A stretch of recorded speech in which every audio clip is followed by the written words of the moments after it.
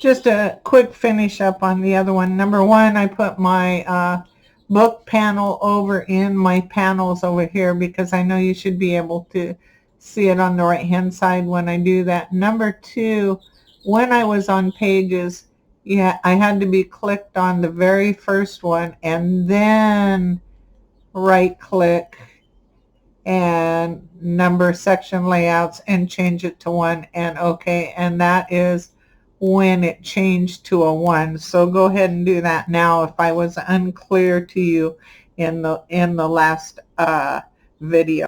Our next step is learning how to synchronize book files on page 501.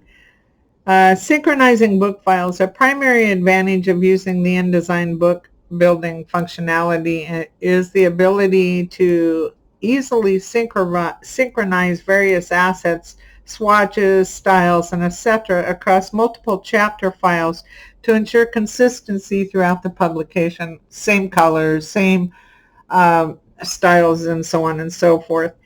When a book is synchronized, assets in the style source files are applied to all other files of the book. The synchronization process does not affect elements that are not in the style source file. If an asset in the source file does not exist in other book files, it is simply added to other files. If an asset already exists in other book files, the element definition from the style source file is applied to the same element in other files. So for instance, if you brought in a chapter of a book that had a header 1, header 2, and header 3, it would take on, if once you synchronize, it would take on the same header styles that you had for the first part of your book. That's what they're trying to tell you. In this exercise, you synchronize the assets of the common excerpts file to ensure that the highlight color has the same definition in all files. So this also works with color and various other things is what they're telling us. So with the excerpts file, book file open, we're going to double click the front matter. So let's go to our book and double click front matter and open it up. And then what we're going to do is we're going to open up our swatches panel.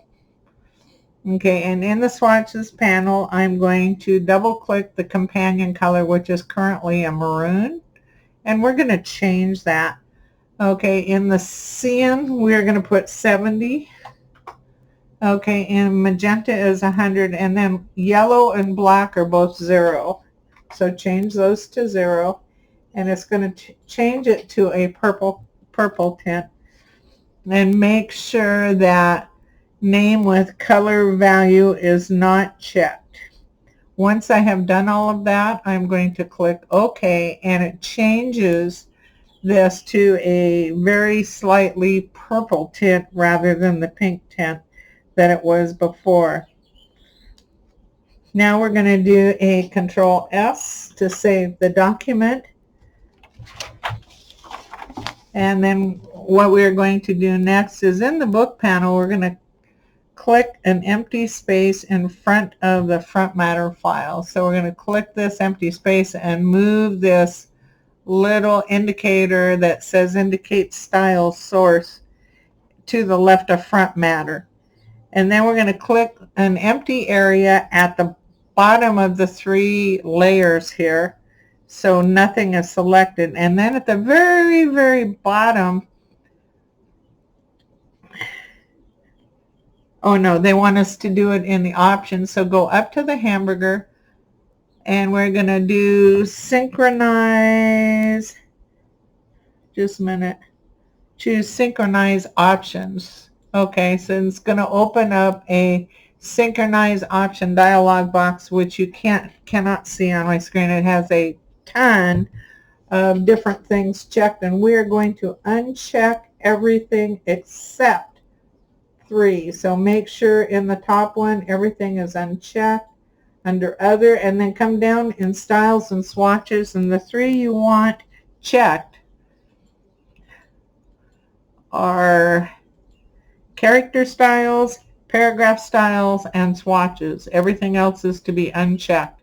Once you have everything unchecked, you can leave the Smart Match style groups checked. So we have the things that are checked are only character styles, paragraph styles, swatches, and then at the very bottom the Smart Match Style Groups is checked. Once I've done that, I'm going to click OK, and what it just did is it set up what we are going to synchronize. And in the book panel, we're going to click the Synchronize button, which is at the bottom. Okay, Synchronize styles and swatches with the style source. So we're going to click that. And it says it will cause some text in color 1 to become overset. And you're going to click OK.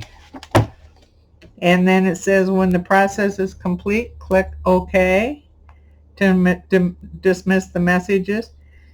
And it says double click color 1. So we'll go back up and double click color 1, and we'll see that indeed everything has changed to the color. But what we need to do is go to page 8. So we're going to go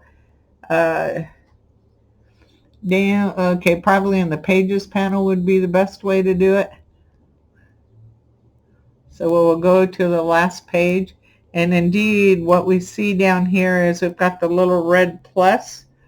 So what we're going to do is we're going to go back to the previous page,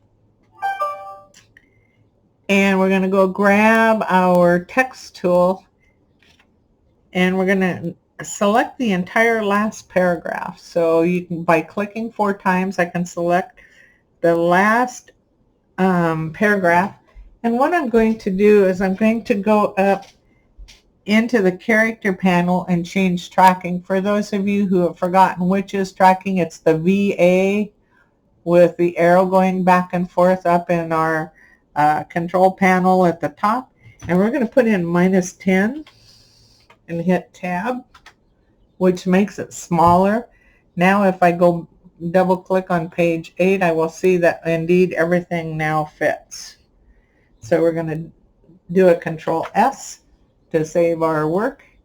And at this point in time, we can go ahead. Oh, we also need to save in our book. Okay, so we'll click on the book tab, and down at the bottom, save the book. And once we have done that, we can go ahead and close this out.